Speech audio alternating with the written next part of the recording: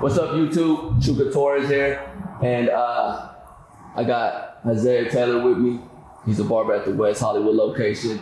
And I wanted to get him on YouTube and have him share his story, his journey. I think it's a unique journey, unique story, and he's just getting started, you know, but I think it's very encouraging, especially for the young generation that's, you know, trying to make it in this industry. And I think his story has a lot of, it shows a lot of character, a lot of qualities, and a lot of, you know, just the proper mindset it takes to actually achieve success in this industry at the highest level, right? In LA, in West Hollywood, you know, where you play the game at the highest level. So, Zay, man, thanks for, you know, giving us your time, and wanted to, you know, first go all the way back to, you know, Zay in high school. Like, I'm Zay, I'm in high school, and I'm on YouTube, and I want to be a barber. Like, what was that like? Well, at the time, so how I started was like, we used to get these like $200 clothing vouchers for like school. Because my mom, you know, they weren't making a ton of money, so we applied to like get like through the state. They gave us like clothing vouchers. So one year we was at TJ Maxx and I was getting clothes, and the way the clothing voucher worked is you had to like spend $200. Like you couldn't leave any money. You couldn't leave any money left on the card or whatever they gave you. So we was just like trying to fill out stuff because I already figured out, I already knew what I wanted, got what I wanted, and then like. What'd you get? White tees? I don't even know, man. I didn't really get what I really wanted. You know what I'm saying? Yeah. But so like, you know, we was just trying to fill it out with like socks and stuff just to try to get the total up to 200. And then my mom, she was like, I'm gonna get you some clippers because I want you to like keep your haircut like maintained in between barber visits. So she didn't have to continue to take me to the barbershop and spend all that money. So that's what she did. I got these clippers, and then that's really where it started. Started watching YouTube videos, trying to figure out how to be a better, well, at the time, I wasn't even a barber, so how to get better at cutting hair, looking at self-cut videos and stuff like that. I was watching like OGs like Al's Millions, like Dave Diggs, Victor Barber, you, and just, you know, really searching and, you know, just trying to get that knowledge. So that's how it really started. So you first started looking into barbering and watching videos to learn how to cut your own hair. Yeah, I was watching. So if you never got those clippers, prior to getting those clippers, you never really looked up and looked into barbering or watched videos, or did you? No, I never looked at it. You never looked at it? Yeah, I didn't start looking at the videos until like I actually started cutting my own hair and trying like, it was like, matter of fact, when I first got the clippers, I didn't even really use them or touch them for the first couple months. And then I was just bored one day and I was just like, I looked at they had a little CD that it was kind of there. So they had a CD. They had a CD that came with it. Yeah, so I taught you how to fuck your shit up. Huh? Well, it wasn't even coarse hair. It was like I know, that's what I'm saying. Taught you how to fuck your shit up. Yeah, so that's how I was like really getting my feet wet, and like I think I discovered Jeezy on there too. That's when he wasn't a barber yet. He was just doing the wave videos and doing self cuts, like what length to cut your waves down and stuff like that. So yeah, I was just watching stuff. How old were you at the time? When I started, I was 13. 13. Yeah. Okay, that's crazy. So I started cutting my own hair at 10. And the reason I started cutting my own hair was because we couldn't afford haircuts at all. So I never like had barber shop experience. Like as a kid, I never knew what it was like going to a barber shop. And I went to a barber college a couple times, but I always had an afro when I was, you know, the couple times I went, the motherfuckers talk shit, crack jokes, so I didn't go back. I mean, you know how it is. But all right, so 13 years old, mom gets you a pair of clippers so you can cut your own shit. And you start looking on YouTube, looking at videos. What inspired you to be a barber? Like, one thing is keeping yourself groomed, and a whole nother thing is actually pursuing barbering as a serious career. I mean, when did, like, what happened? What made you, you know? Well, I don't know. I just started experimenting a lot because it just became an obsession. I was like, I really want to figure this out. And then I started cutting my best friend at the time. His name's Steven. I started cutting him because his dad was just taking his joint off. Like, you know, people. Dads don't be giving a fuck. Oh, he was going to school, people would slap the back of his head. You know what I'm saying? So like I was like, I mean, it can't get worse than that. You might as well let me try it. So like, I started cutting him. And then that's how I just started. I just started cutting him, and then I started to get better. And then people started like hitting me up, so I'm cutting them and to get practice. And I started charging $5, and then just kept going from there. When did you realize that you had some skill in it? I would say probably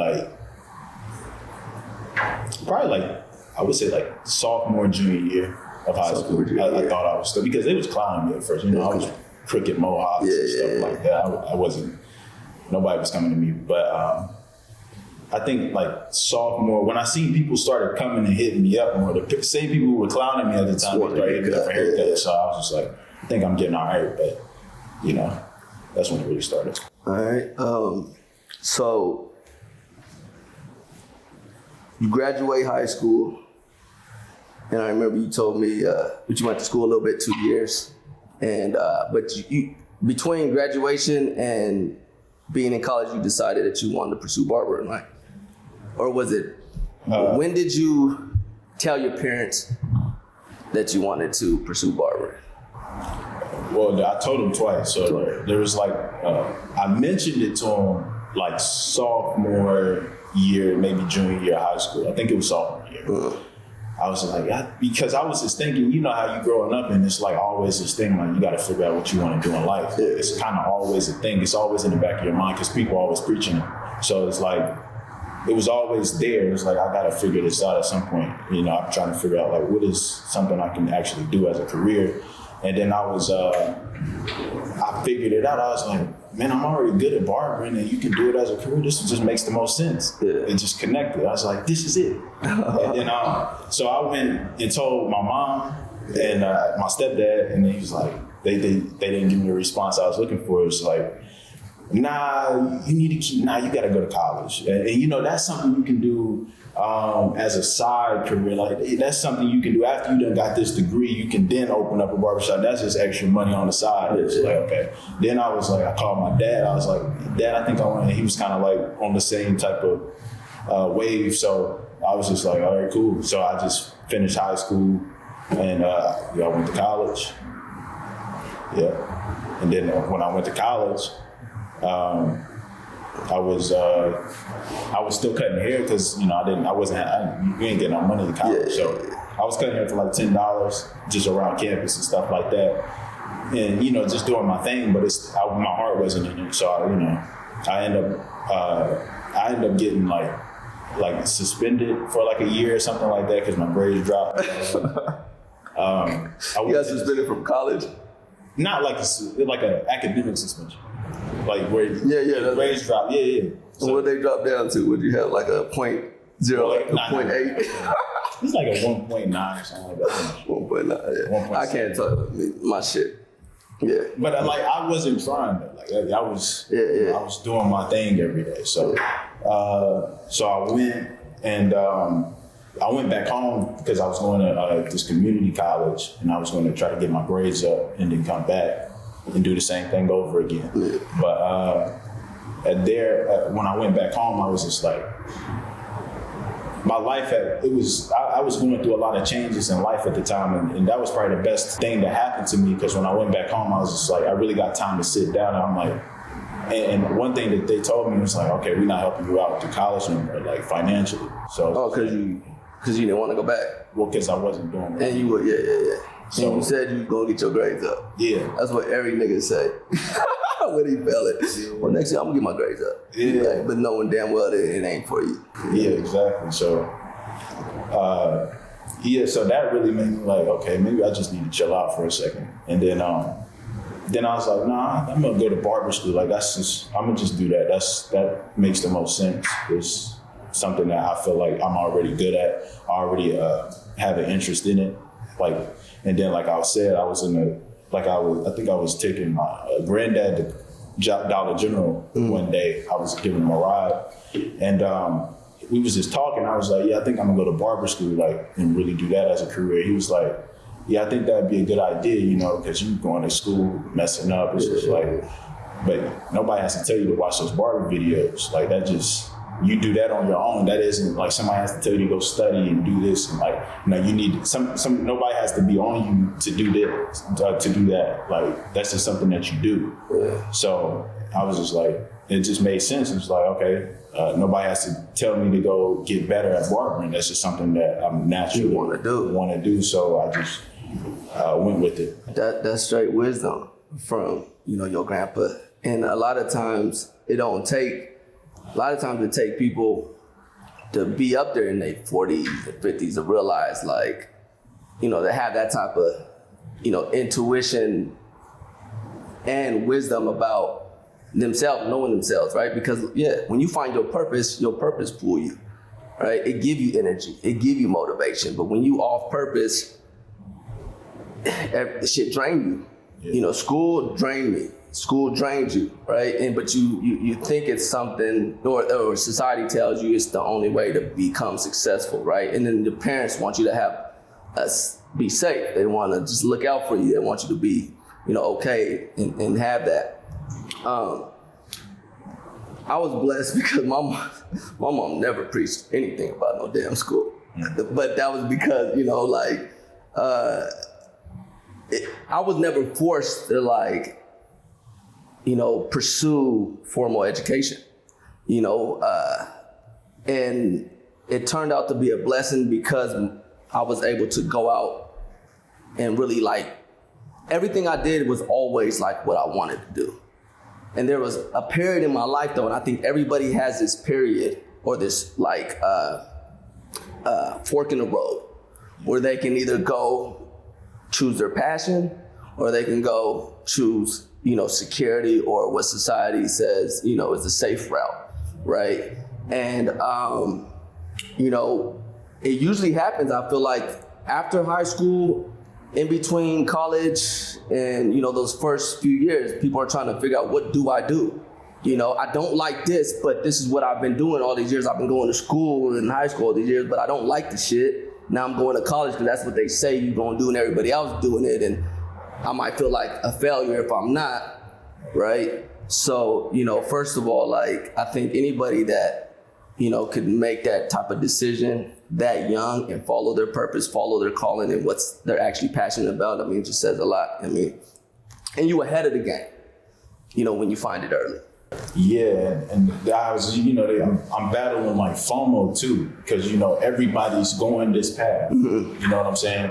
So it's just like, okay, if it ain't this path, then what else is it? You know what I'm saying? So I have to battle the fear of missing out of going to school, and it seems like at the moment, when you choose, well, in my case, when I chose barber, it seemed like, okay, you just took a couple steps back, but that was really a couple steps forward for me. And I feel like they were a couple steps back because it's still it's like a pacifier into your adult life, college.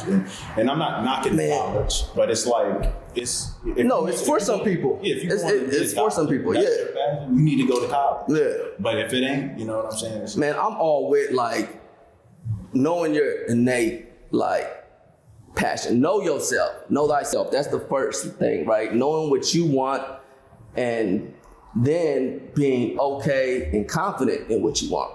Yeah. And sometimes when you don't want what the majority wants, then you might not have confidence in what you want because it's going the opposite direction. I'm going into barber college think I want to be rich still, right? I thought I was going to get it through the MBA, through that, my first passion, right? But it ended up coming through this route. But, everybody, it's kind of cliche. Everybody says, people don't see your vision. They don't see it, but they really don't, right? And just because, an industry might have not been where it is today and people couldn't see that, they ain't see my vision, right? For myself. And it's important to see that vision for yourself. You know what I mean? And anybody with wisdom understands that when a man finds his calling, man, all he got to do is be persistent, and give his all to it. And all the doors are open. There's all these other doors that are closed off to us because the reason it's closed off because it's not your calling, it's not your purpose. So you fight to try to make that shit happen, but when you find, your purpose is fluid. You know what I mean? It's a flow, you get it.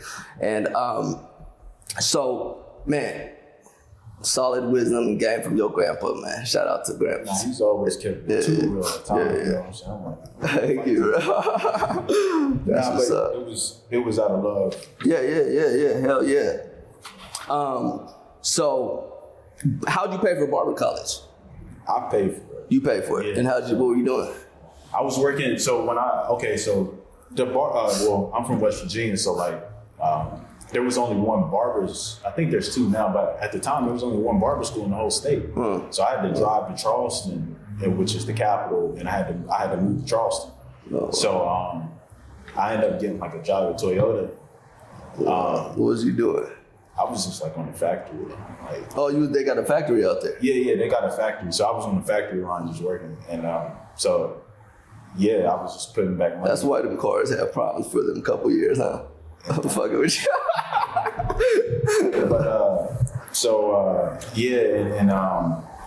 And then like I was a full-time job though, so I couldn't like sustain it. My dad actually came in and he paid my rent, so I could go to barber school. And I had a part-time job too. I think I was working at Target and going to barber school at the same time. So he helped me sustain while I was in school as far as my rent.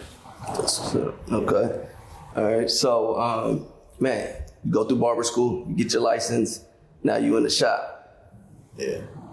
How long were you in the shop before you came here? 6 months. 6 months. Oh, that was quick. Yeah. Nigga knew real quick, like the same. I was focused though. Like, yeah, you was. Yeah. So in the shop, 6 months.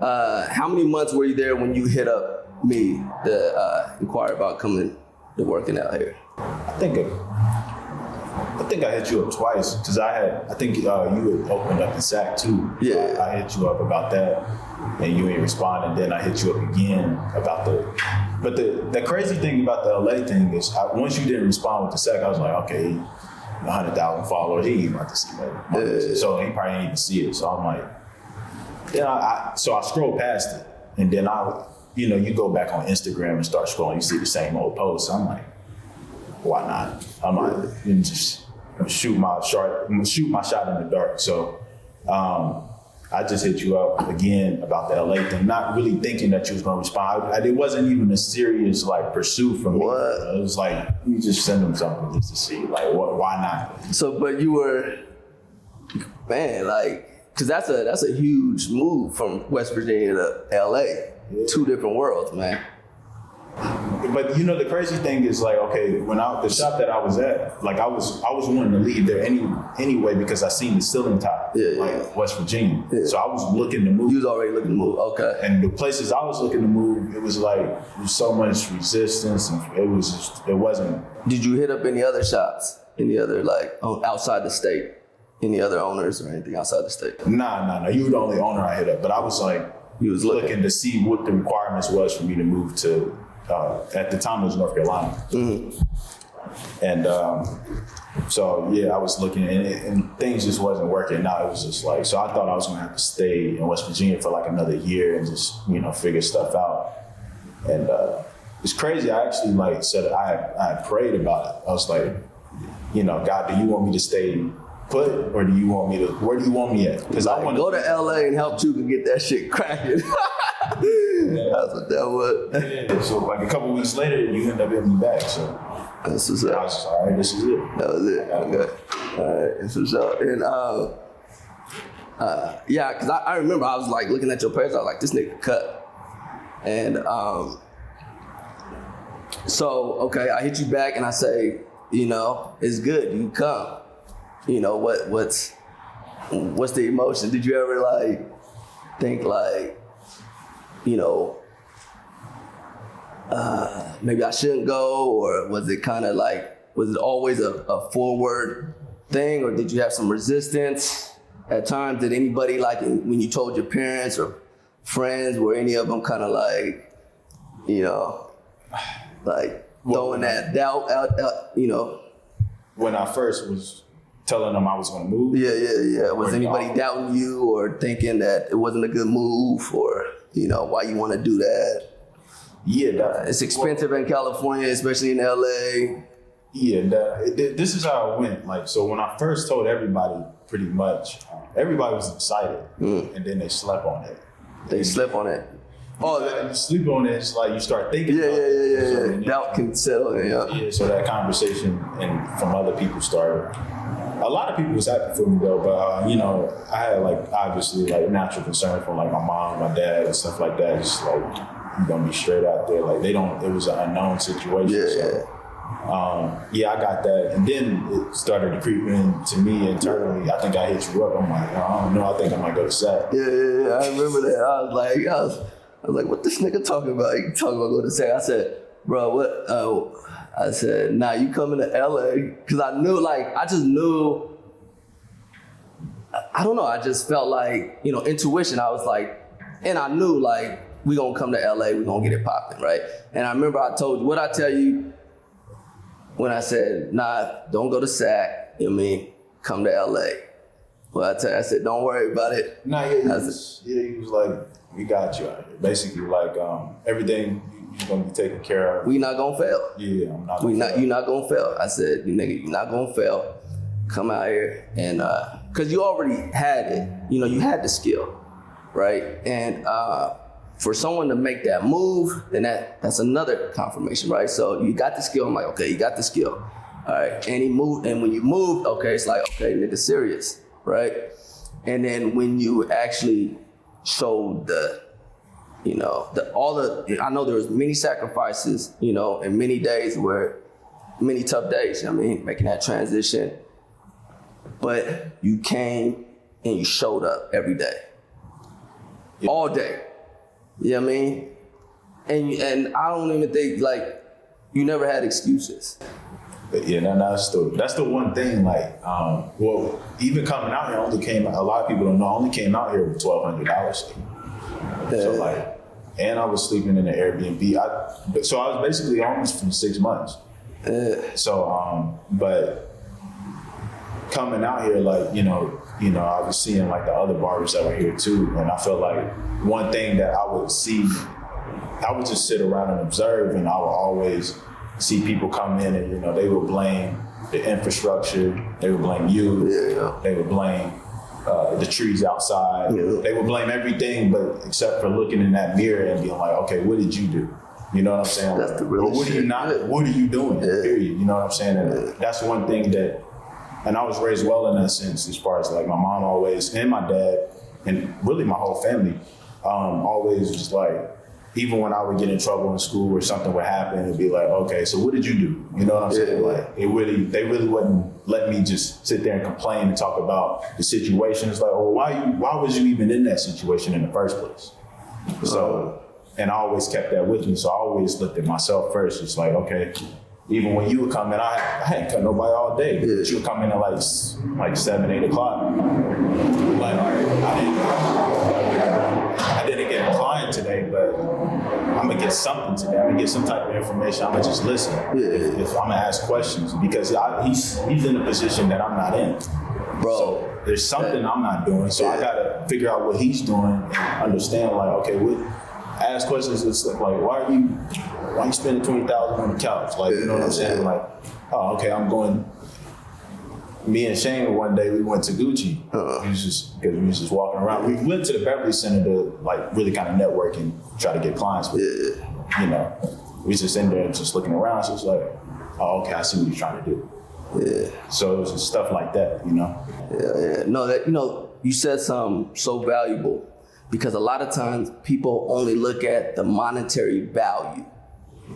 They don't know how to extract other value out of the situation or the circumstance. All they know is if they don't have the monetary value, they feel like there's no value to get. You know what I mean? And being able to look at your situation, look at your circumstances, and still extract value, bro, that's huge because, the money's not always gonna be there. But what value can you get, in the meantime? And just having that type of mindset just, put you on another level. I mean, so, man, that's so valuable. Because often people, in my head, that's how I approach things. I already know, everything's not monetary value. Sometimes I gotta change my perspective. Sometimes I gotta invert. turn it upside down, look at it differently. I mean, sometimes I got to think meta, zoom out. I got to look at shit from different angles and find the value, find the right perspective that's going to give me the confidence in the direction I'm going. And where can I find more value? And often people call me or they want to come work here, and all they're talking about is fucking walk-ins or their walk-ins, and all they talk about. And I'm like, bro, you don't see all the extra value here, nigga. All you got to do is fucking get here, nigga. You gonna win. And that's what I was basically telling you. I was like, nigga, don't just get here, bro. Get here, show up, nigga, and you gonna win, nigga, because there's value all around this motherfucker. And we already designed shit in a way. And like you said, going to Gucci and realizing like the experience and the feeling and the shit we trying to create, it's something different, right? But sometimes it takes, that experience, but you having that awareness and being able to extract value in the situation when the monetary shit ain't there, bro, that's huge. So everybody often can't do that. And it irritates me, bro, at times, especially with barbers, because it's just so one-dimensional sometimes that they don't understand that, nigga, you come here and this should change who you are as a person to where you can put a nigga anywhere in the world, and like Hov said, I'll triple my worth. No matter where the fuck you put me, I'll triple my worth. Why? Because you understand certain shit. So let's go back to this. This is good to tie in actually with what we're talking about, because before you moved out this way, you were in West Virginia cutting, and it was $15 a cut. $15. And $10 Wednesdays. And when you moved out here, I told you, I said, okay, you told me your price you was charging. I was like, okay, well, you're gonna charge 70. And you were uncomfortable. You was like 70. I was like that, and I didn't want you cutting like and feeling uncomfortable. So I was like 60. I knew 60 was still gonna have you kind of like, but it was like I told you, we can't bring down the status and value of the shop, right? So we're gonna start you at 60. That's the minimum. And 2 weeks later, when you were getting some cuts, I remember the other barbers were here, we were all here, and I asked you, I was like, Zay, like, what you making? What they paying you? And you were like, you charging 60, and you getting like 70 and 80. Yeah, they was tipping like $20. So like $20, and there was tipping more than what you was getting for a cut out there. Yeah. Right? Yeah. And all you did was move. Yeah. All you did is got into the right environment, got in proximity, right?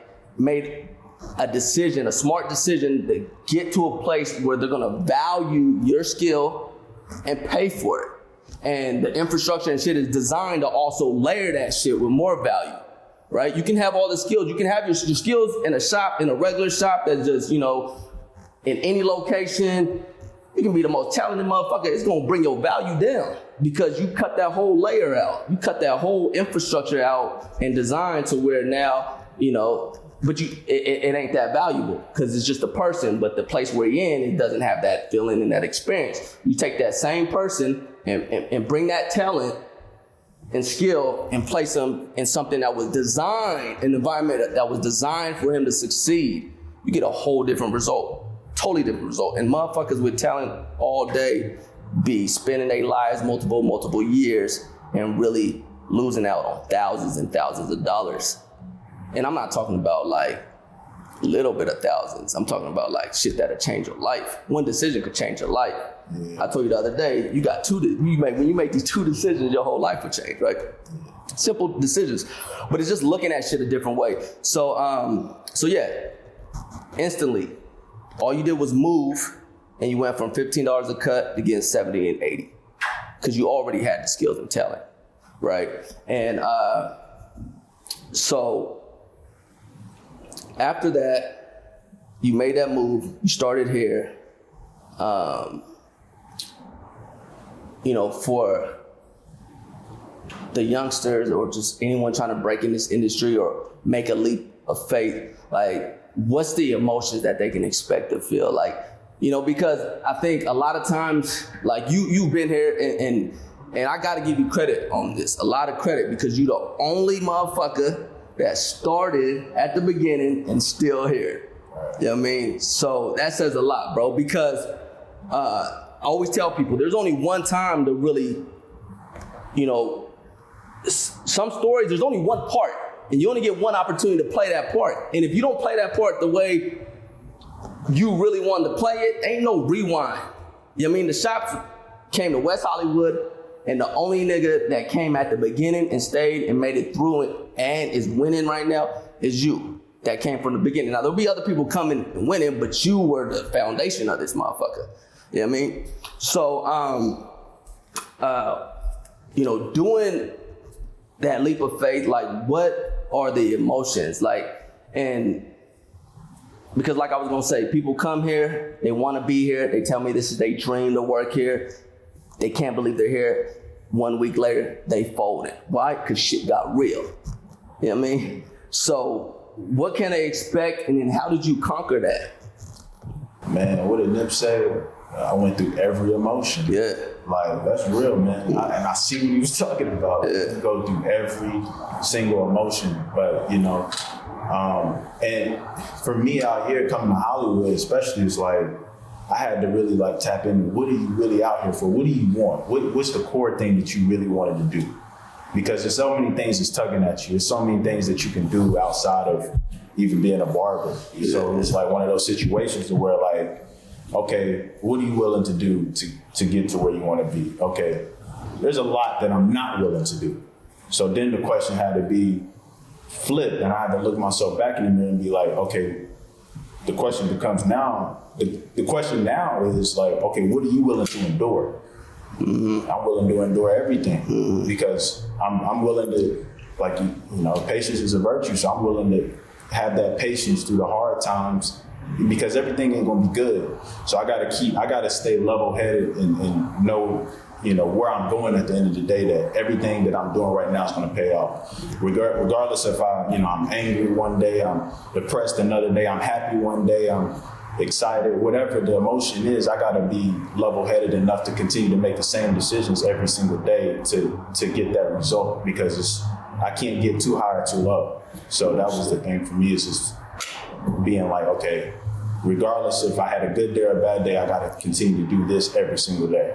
Stay on your mission. Yeah. I think a lot of times people, they lose the vision when they in it. It's like, okay, what Mike Tyson say, everybody got a plan until they get punched in the face. You know what I mean? Like, and then niggas forget it, all the reasons why they came, right? They forget what they was going after. They forget that they at war, right? With themselves, number one. So often people, without these emotions, they can think clearly. You know, I want this. You know, this is my vision, right? When they get into shit and they at war with themselves and everything else, that shit get cloudy. And then they run back to what's comfortable, because growth is gonna take, you know, faith, it's gonna take courage, and it's gonna take, you know, struggle, you know, sacrifice. And it ain't easy, man. It's a trip, bro, because you be at war with yourself, man, mentally, physically, emotionally, all that, you know? And when you can't see the results right away, you have to go back to your vision and remember why you're going after it and what you're going after. So that's huge, man, to be able to do that, because niggas fall like flies all day long. I would check on you, and I kind of knew you I remember we was walking down here, and I was like, you know, I was concerned because I want to make sure you making money. It's just, you know, clientele coming in, they coming back, and I would ask you, and, you know, everyone, you got skills, everyone you cut, they're gonna come back, right? And I remember just the confidence you had in your response when I asked you, like, I was like, you know, trying to like, man, like, is everything good? Like, you getting it popping? Like, you should do this. You was like, I got this. You know what I mean? It's you just wanted to pace yourself. You was like on your marathon, bro, and you wasn't worried about sprinting. You was just pacing yourself. And me, like, I'm a sprinter. Like, you know, I run a marathon, but sometimes I'm like sprinting like a motherfucker. But you was very like poised, and I was like, okay, like, he just taking a different approach, but I could see this is working for him, and he confident, and he was like, I'm good. I'm like, when you told me you was good, I was like, oh, hell yeah. You know what I mean? And, but what, you know, you always had the confidence, but what kind of triggered that? Like, what gave that extra confidence when it came to your clientele building process? Like, you knew that, like, oh, I got this, like, you know, my chair gonna keep spinning. And the demand for my service is gonna keep increasing. Because that's basically like what your response was telling me. Well, it kind of goes back to, you know, just seeing that, like going through all those emotions, but still doing and staying true to myself and doing what I needed to do. And I was just seeing the fruits of my labor paying off, really. Like, I seen people coming back. I seen consistent growth. So I was just like, okay, what I'm doing is working. So, okay, I'm good. Like, I'm going to keep building. The confirmation came. Yeah, the confirmation that came. I was like, okay, I'm cutting every day now. So, like, you know, I'm straight. Like, I'm going to be good, you know? Yeah. So that was just like, at that time when we was going to, I think we was going to backyard or something. Yeah, we was, that when you asked me that question, I was confident because I was like, all right, yeah, I'm good. And then I seen like other people. I was seeing people fall off. I was seeing this and that. Yeah. So I was just like, okay, what I'm doing, I see what I have to do to separate myself out here. Yeah. You know, and it's just the detail. Separation is important, and being rare is important when it comes to business and success. You know what I mean? It's so important. And there was what was I gonna say? Fuck. What were we talking about? We was talking about the confirmation. Oh yeah, confirmation. Yeah, no, confirmation. People, you gotta celebrate the small wins. You gotta learn to celebrate the small wins. Like, I know every time we drop a new product, bro, the first sale, even if it take a while, is like a celebration for me. You know, even if it don't, you know, blade modifier, we dropped that shit, it went crazy, right? Some products it take more time, you know, but I've learned to celebrate the small wins because it's confirmation, right? It's the evidence. The evidence start coming alive, you know, and you gotta appreciate that. You gotta take that shit and use it as fuel.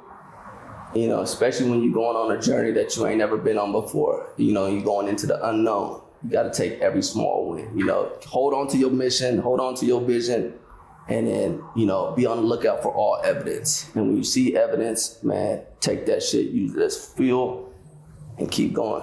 You know what I mean? And that's what you did. And I salute you on that, man. So I know your journey's just getting started. Yeah. You know what I mean? You in demand, you know, shit. You got all your clients love your cuts. You know what I mean? They always posting in their stories and shit. Like, you give people that feeling, special feeling, and you stay on your job, man. So salute you on that. And yeah, it's been a hell of a journey. It's just getting started. Appreciate it. Glad to have you, my nigga. We're gonna keep it popping for sure. How can they connect with you? How can they find you? Where you at? IG? Well, okay, so my Instagram is ZayFades. That's really the only way you can connect with me right now, but we'll see in the future. I might have some other stuff, but right now it's just ZayFades. ZayFades on Instagram. And y'all already know, Chuka the Barber, Instagram, YouTube, you know, be some other places later. TheRichBarber.com for all your products. TheRichBarberMethod.com for all your education. Learn how to attract clients, keep them in charge more. And make sure to leave a comment, like, subscribe, and we'll be back with more journeys. It's The Rich Barber.